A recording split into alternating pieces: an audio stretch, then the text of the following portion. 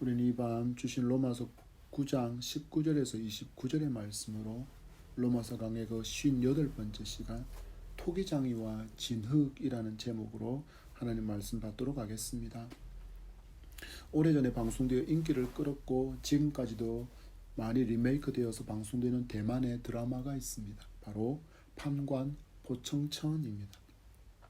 검은 피부에 이마에 있는 초성달이 트레이드마크로 마지막 장면에는 여봐라 개작두를 대령하라는 대사가 아주 유명한 대만의 드라마입니다. 판관 포청천으로 등장하는 이 사람은 실제 살았던 인물로 이름은 증, 그의 자는 희인이었고 북송 때 지금의 중국 안후이성 허페이 사람으로 인종 5년에 진사에 합격해서 관리가 되었다라고 기록하고 있습니다. 그 후에도 많은 지역을 돌아다니면서 두루두루 관직을 역임했고 관직에 있을 때나 그리고 그가 죽고 난 후에도 백성들이 그를 향한 칭송과 존경이 끊이지 않았다라고 기록하고 있습니다. 그래서 이 판관 포청천을 추모한 많은 사람이 그의 일대기를 기록하기 시작하면서 그에 관한 많은 전설이 생겨났고 남송 시대부터는 그를 주인공으로 한 경극이 공연되기 시작했습니다. 드라마에서 포청천을 사람들이 존경하는 이유는 하나입니다. 바로 억울함을 공명정대한 그가 재판하는 그 재판장의 현판에 걸려있는 공명정대라는 그 말처럼 그 억울함을 공명정대하게 처리했기 때문입니다.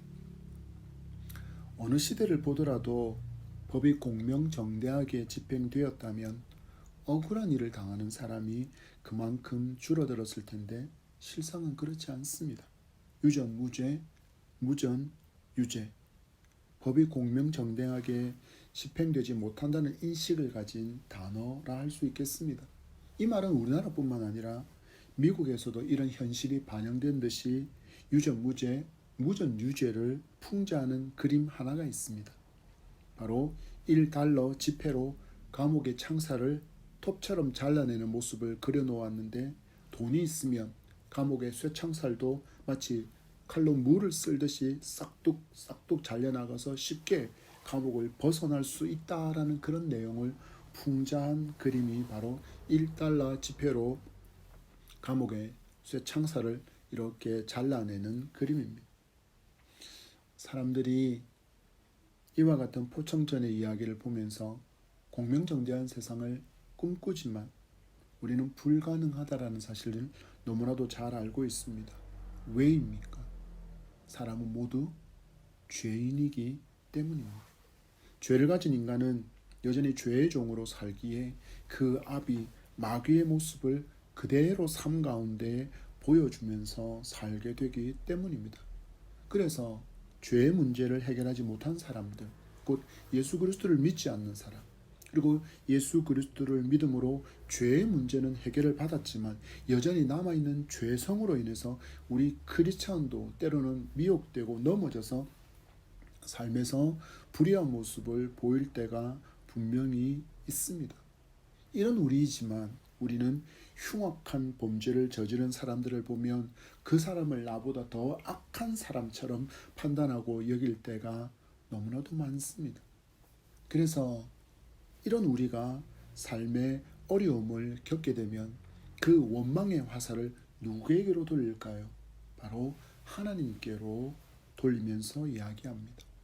하나님, 나는 저 사람보다 더 착하게 살았는데, 더 신실하게 살고려고 애쓰고 노력하고 수고했는데 왜 나에게 이처럼 가혹한 시련과 어려움과 실패를 주십니까? 라고 말합니다. 무슨 의미일까요? 하나님이 공명정대하지 않다는 뜻입니다. 여러분은 하나님의 공명정대함을 어떤 기준으로 바라보고 있습니까?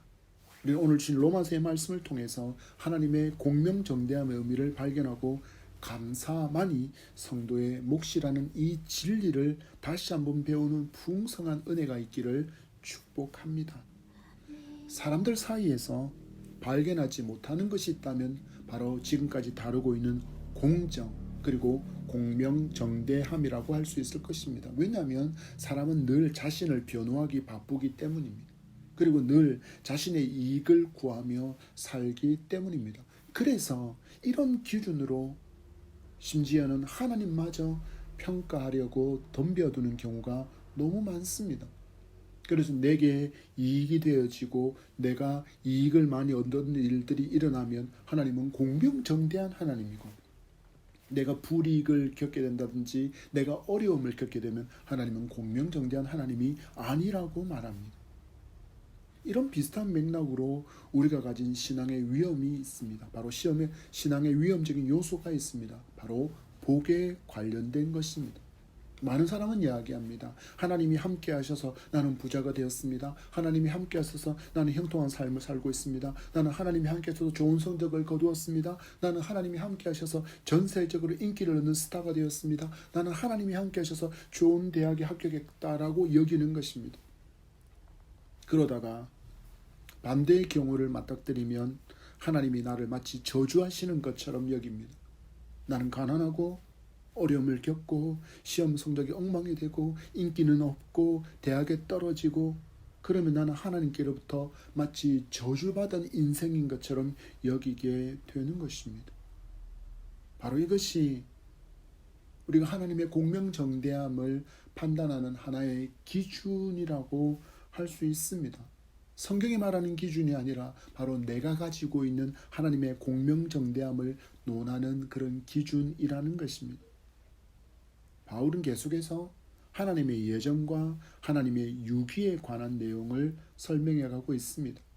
그런데 이 예정과 이 버린다라는, 하나님께서 구원하지 않고 구원 못 받는 사람으로 이렇게 버려두었다라고 말하는 그 유기만큼 사람들의 반감을 사는 기독교의 교리가 있을까 싶습니다.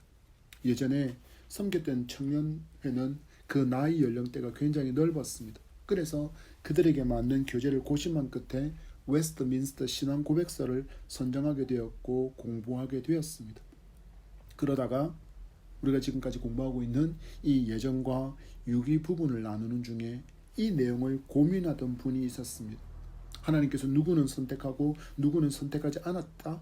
그렇다면 이미 구원을 받을 사람과 버림받을 사람이 정해져 있다는 건데, 우리가 아무리 노력해도 구원받지 못한다면 그건 너무 불공평하지 않느냐라며 예정과 유기에 대해서 그가 불만을 드러내었습니다. 그리고 얼마 뒤 그는 교회를 떠나갔습니다. 우리는 기억해야 합니다. 신앙은 우리의 시선으로 하나님을 평가하는 것이 아니라 하나님의 시선으로, 하나님의 말씀으로 우리를 바라보는 것입니다. 나 같은 죄인을 하나님께서 구원하시려고 당신의 독생자 예수 그리스도를 대속의 제물로 십자가에서 죽이셨다는 진리는 세상에서 가장 불공평한 일은 아닌가요? 당신께서 창조한 피조물을 살리기 위해서 창조주께서 한계를 가진 육체로 이 땅에 오셔서 피조물에게 수치와 천대를 받으시고 십자가에서 죽으셨습니다. 어떻게 이것이 공명정대한 일일까요? 말씀 한마디면 온 우주를 원래 없었던 것처럼 하실 수 있는 전능의 하나님께서, 당신이 그 전능의 하나님께서 당신의 창조하신 그 피조물을 위해서 죽으신 것입니다. 아무리 계산해봐도, 아무리 저울에 달아봐도 계산되지 않는 일입니다. 이 하나님께서 말씀하십니다. 내가 긍휼히 여길 자를 긍휼히 여기고 그리고 불쌍히 여길 자를 불쌍히 여긴다라고 30절의 말씀에, 본절의 15절의 말씀에서 말씀하고 있습니다. 긍휼히 여길 자를 긍휼히 여기시고 완악한 자를 완악하게 하신다라고 말하는 하나님에 대해서 불의합니다, 공평하지 않습니다 라고 외칠 수 없는데, 이렇게 외치는 사람이 있었다라고 바울이 오늘 우리에게 알려주고 있습니다. 19절의 말씀입니다. 다 같이 시작. 혹 내가 내게 말하기를 그러면 하나님이 어찌하여 허물하시느냐, 누가 그 뜻을 대적하느냐 하리니 아멘. 아니, 어떤 사람은 구원하기로 예정하고 어떤 사람은 버리기로 예정되었다면 버림받은 사람에게 잘못을 지적하시고 허물하시는 것은 두 번 죽이는 일이 아니냐라는 것입니다. 아예 지옥으로 갈 예정이라면 자기 마음대로 살도록 내버려 두는 게 맞지 않느냐라고 항변한다라는 것입니다. 성경 주석가인 윌리엄 핸드릭스는 이 구절을 이렇게 설명해 주고 있습니다. 하나님께서 이미 선택과 유기를 작정하시고 바로에게서 보는 바와 같이 죄인을 완악해 하시고 또한 그로 인하여 더 큰 죄에 빠지도록 벌어두셨다면 어떻게 하나님이 죄인을 책망하며 흠잡을 수 있느냐라는 질문이다. 즉 유기된 책임, 버림받은 모든 책임은 하나님께 있지 않느냐라고 질문한다라는 것입니다. 사람들이 생각하기에는 누구는 하나님의 사랑을 받아서 선택받고 또 구원을 선물까지 받았는데 나는 사랑도 못 받고, 유기된 그 사람은 나는 하나님께 사랑도 못 받고 선택도 못 받게 되었는데 지옥까지 가야 한다면 너무 억울하다라는 것입니다. 그래서 뭐라고 이야기한다고요? 하나님은 불공평하다라고 이야기한다라는 것입니다.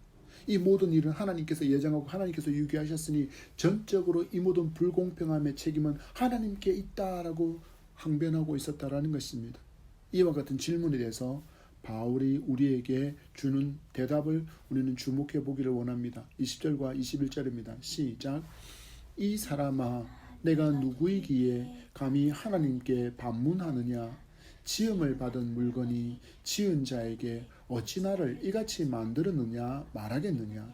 토기장이가 진흙 항덩이로 하나는 귀히 쓸 그릇을, 하나는 천히 쓸 그릇을 만들 고난이 없느냐? 아멘. 이야기합니다. 지음을 받은 물건이 지은 자에게 어찌 나를 이같이 만들었습니까? 라고 말할 수 없다라는 것입니다. 그리고 토기장이가 진흙 한 덩이를 가지고 귀한 용도로 쓸 그릇을 만들 것인지, 그리고 막 사용할 그릇을 만들지는 토기장이의 권한이라는 것입니다. 지음을 받은 물건은 지음을 받은 그 목적에 따라서 잘 쓰이기만 하면 된다라는 것입니다. 잠언은 우리에게 이런 교훈을 주고 있습니다. 잠언 16장 4절 말씀에 여호와께서 온갖 것을 그 쓰임에 적당하게 지으셨나니 악인도 악한 날에 적당하게 하셨느니라. 아멘. 하나님 분명히 말씀하시기를 모든 것이 하나님께서 쓰시기에 적당하게 창조되었다라는 것입니다. 불필요한 존재가 없다라고 이야기합니다. 심지어 악인도 적당한 쓰임새가 있다라고 말씀합니다. 여러분, 우리는 말씀 앞에서 오해를 멈춰야 합니다. 어떤 사람은 아예 악한 자로 살도록 운명 지어진 것이 아니냐 하는 오해를 멈춰야 한다는 것입니다. 저와 여러분을 비롯한 이 땅의 모든 사람이 악과 거짓을 구분할 수 있는 기능이 전혀 없을까요? 아닙니다. 하나님께서 사람을 지으셨을 때 그 속에 두신 양심은 아담의 범죄함으로 말미암아서 화인맞은 양심이 되었지만 모든 기능이 모두 상실된 것이 아닙니다. 여전히 양심은 작동하고 있는데 사람들이 무엇을 한다는 이야기일까요?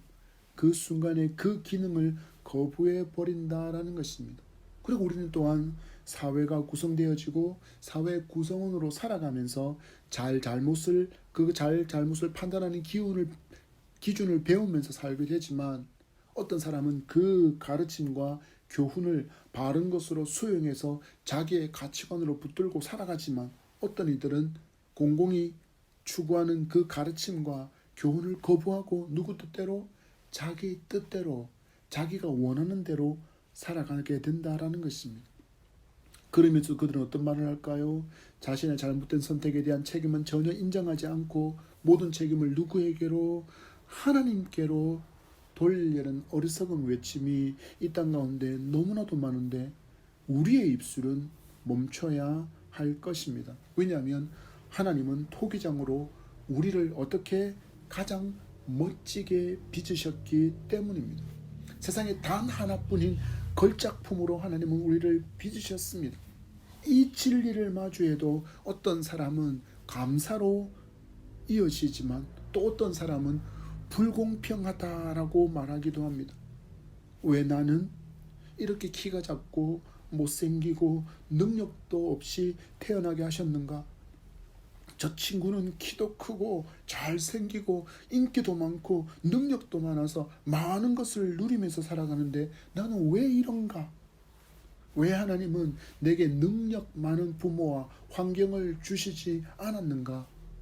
부모를 내가 선택해서 태어날 수는 없으니 내가 마주한 삶의 모든 형편과 모든 책임은 하나님께 있다라고 원망한다라는 것입니다. 여러분 보십시오. 결국 우리가 마주한 현실을 어떤 시선으로 바라보느냐에 따라서 우리는 마주한 현실을 감사로 받느냐 원망으로 받느냐가 결정되어진다라는 것입니다. 세계 부자 1%에 속한 사람들이 소유한 재산이 전 세계 인구의 무려 35%에 이른다라고 합니다. 전 세계에 갖고 있는 사람들이 갖고 있는 물질의 3분의 1을 단 전 세계의 1%의 인구만이 가지고 있다는 것입니다. 그리고 2030년이 되면 전 세계 1%의 사람들이 전 세계 64%나 되는 재산을 소유하게 될 것이라고 예상합니다. 이 시대를 살아가는 사람들에게 있어서 이만큼의 부요함이 주어진다면 어떻다라고 표현을 할까요?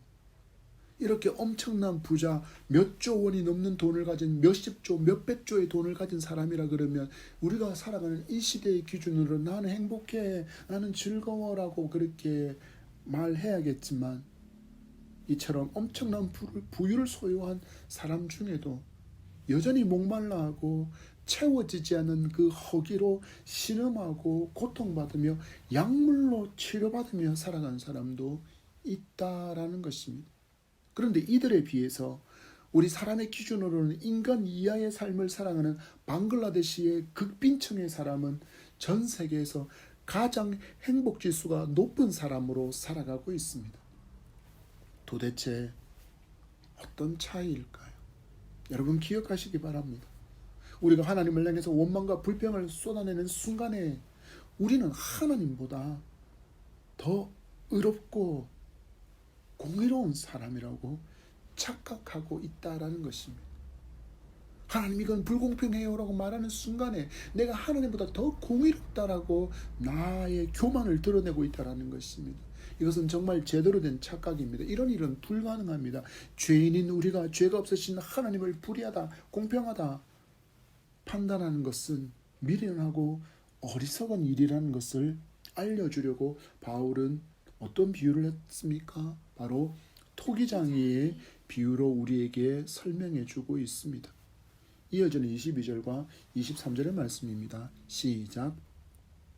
만일 하나님이 그의 진노를 보이시고 그의 능력을 알게 하고자 하사 멸하기로 준비된 진노의 그릇을 오래 참으심으로 관용하시고 또한 영광받기로 예비하신 바 긍휼의 그릇에 대하여 그 영광의 풍성함을 알게 하고자 하셨을지라도 무슨 말을 하리요.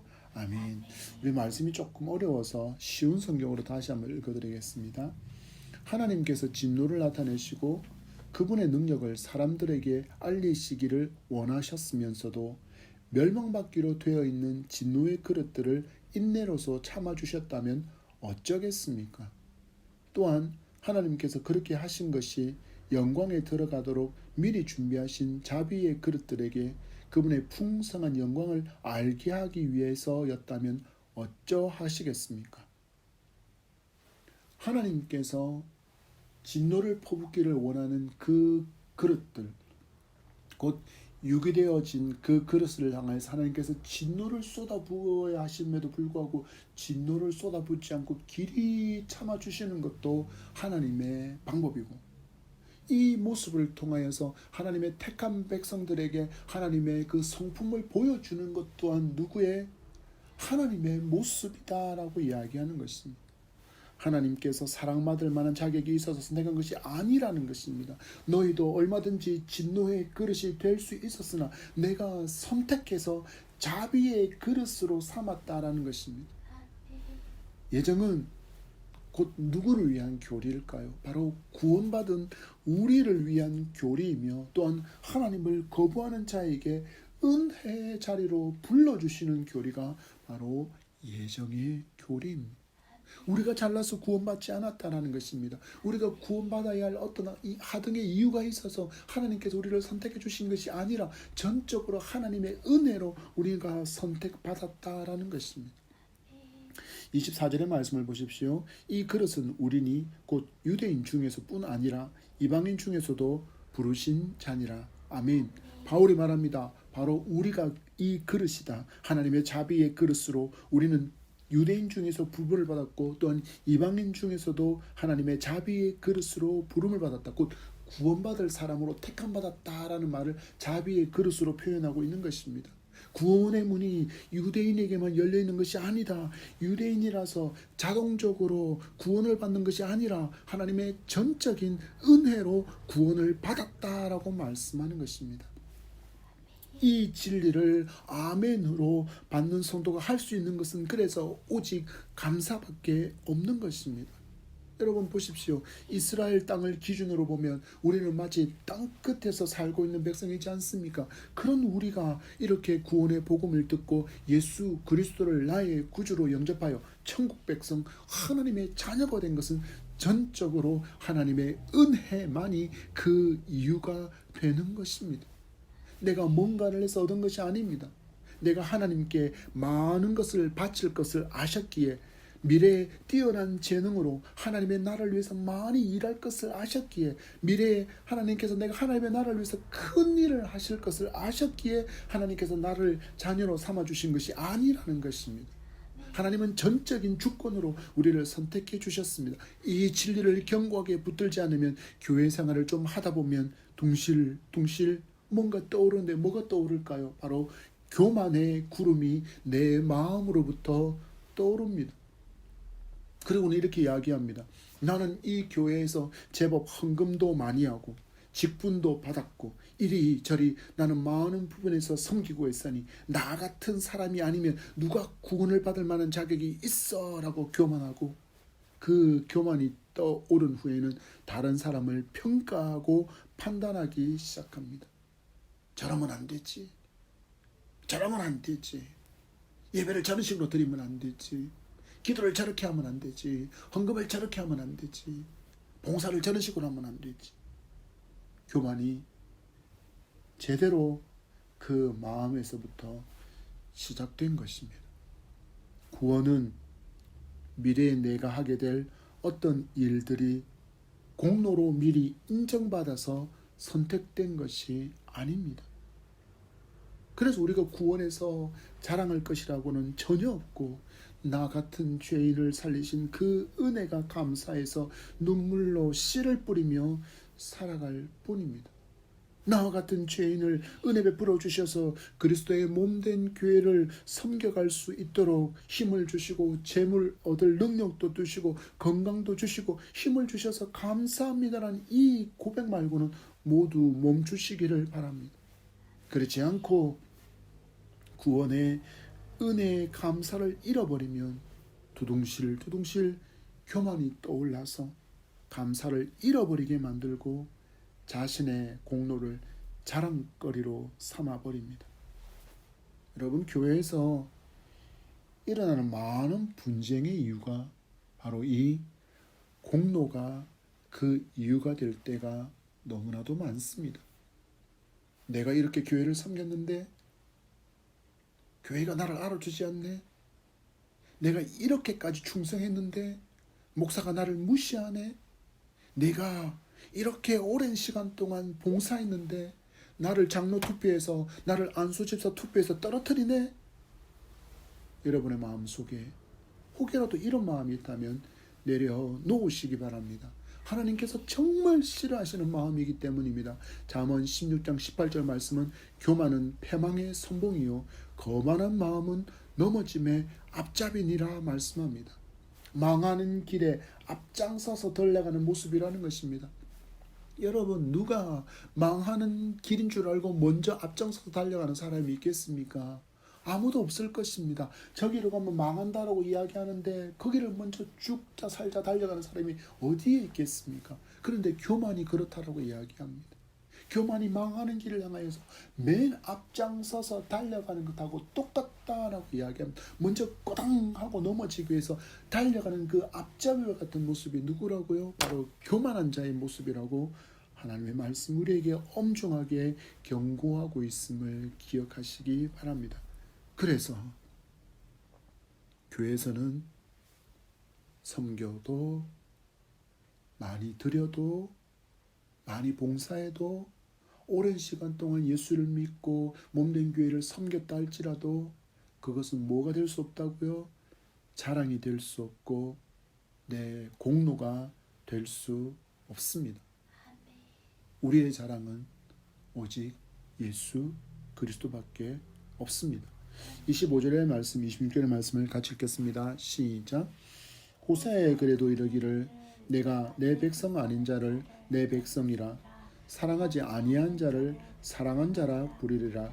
너희는 내 백성이 아니라 한 그곳에서 그들이 살아계신 하나님의 아들이라 일컬음을 받으리라 함과 같으니라. 아멘. 하나님은 분명히 선민 이스라엘이 아닌 우리를 하나님의 백성 삼아 주셨습니다.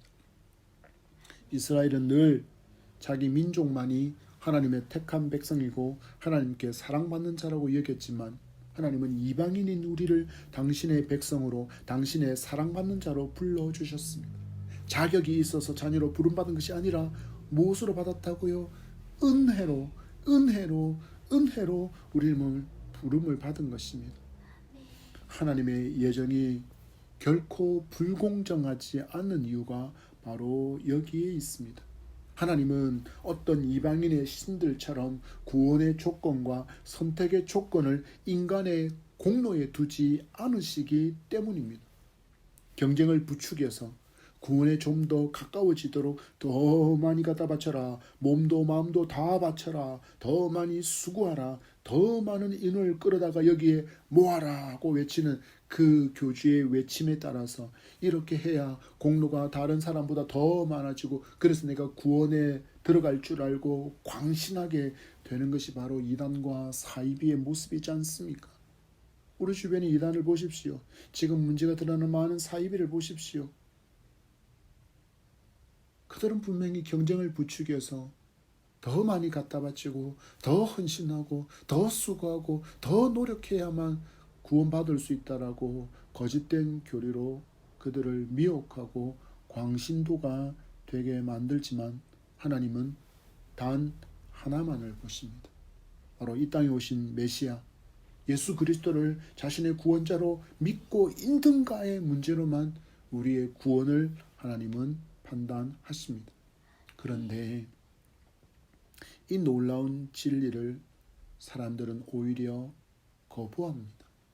왜냐하면 기독교의 구원이 너무 가볍고 너무 쉽다라는 것입니다.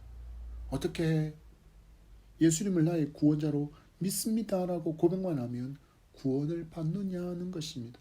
내가 뭔가를 해야지 그래야 하지 않느냐라고 그들은 말합니다.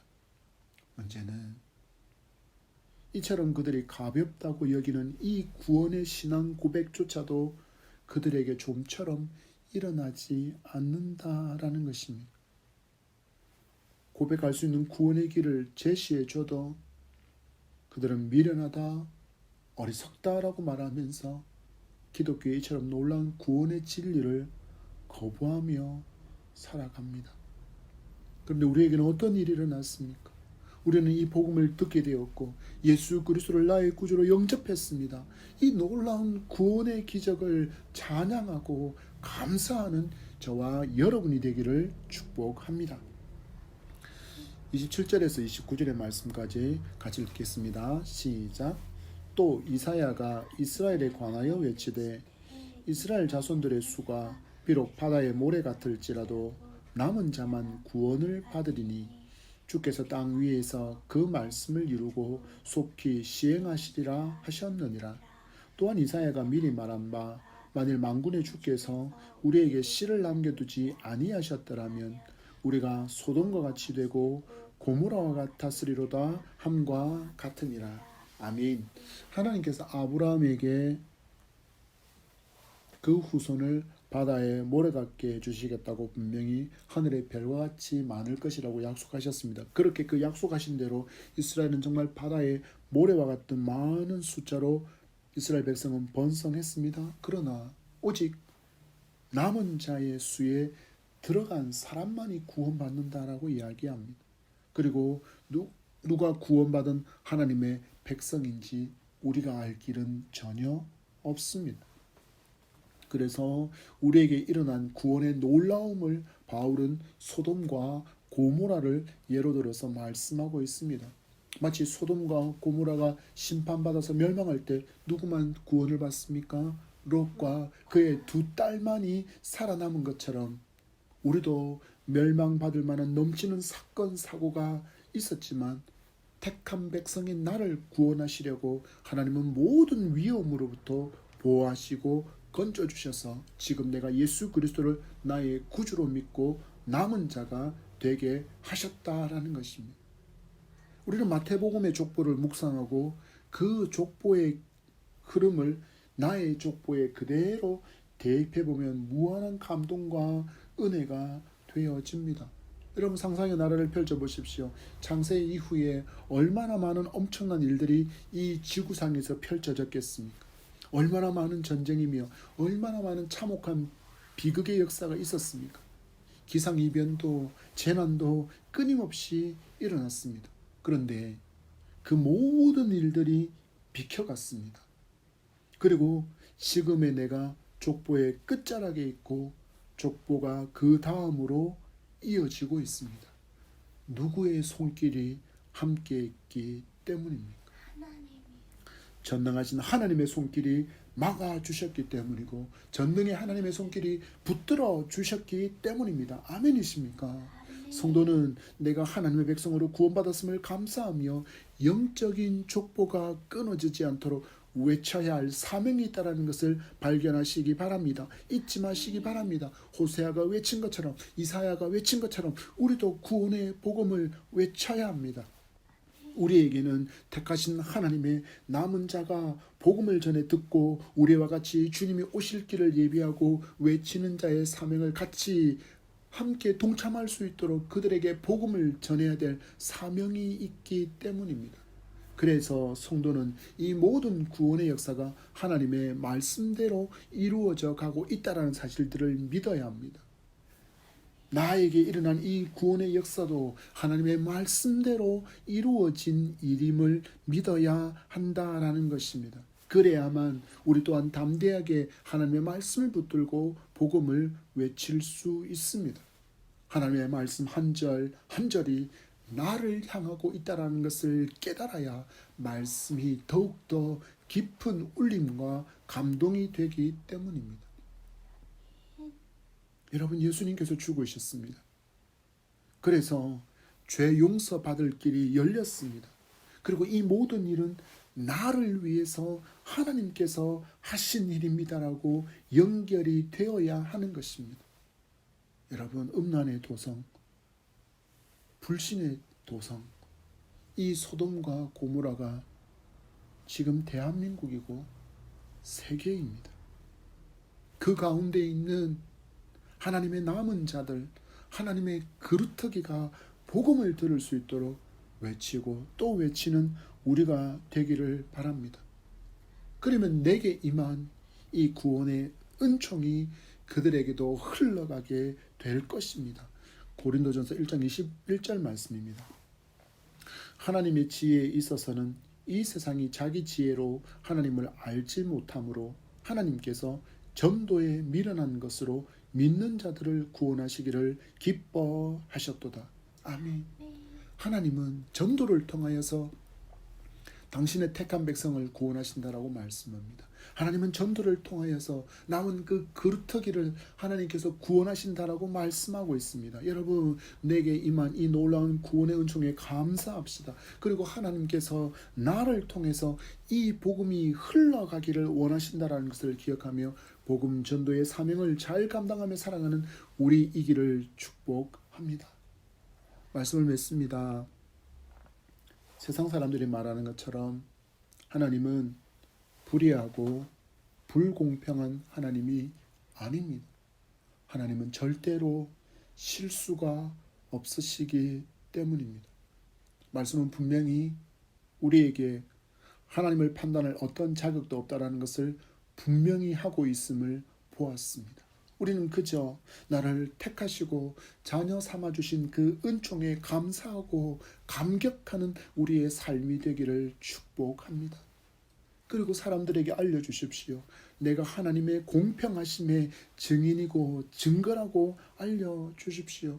선택받고 구원받을 만한 어떤 자격도 없는 죄인인 나를 무조건적으로 선택하시고 자녀 삼아주셨다고 여러분에게도 이 구원의 길이 열려 있다고 증거하는 그런 여러분이 되기를 바랍니다. 여러분 기억하십시오. 우리는 소돔과 고모라 그 한가운데서 살고 있습니다. 그리고 우리는 이미 롯과 같이 건져냄을 받았습니다. 듣지 않으려고 귀 닫고 있는 그들에게 들리도록 외쳐주십시오. 예수 그리스도께서 심판의 주로 이제 머지않아 다시 오신다라는 이 재림의 예수 그리스도를 힘차게 외치고 그들에게 들리도록 또 외치고 또 외치고 또 외치는 여러분이 되기를 바랍니다. 이 귀한 복음을 여러분 안에만 가둬두지 말고 넘치도록 흘려보내는 여러분의 삶이 되기를 축복합니다.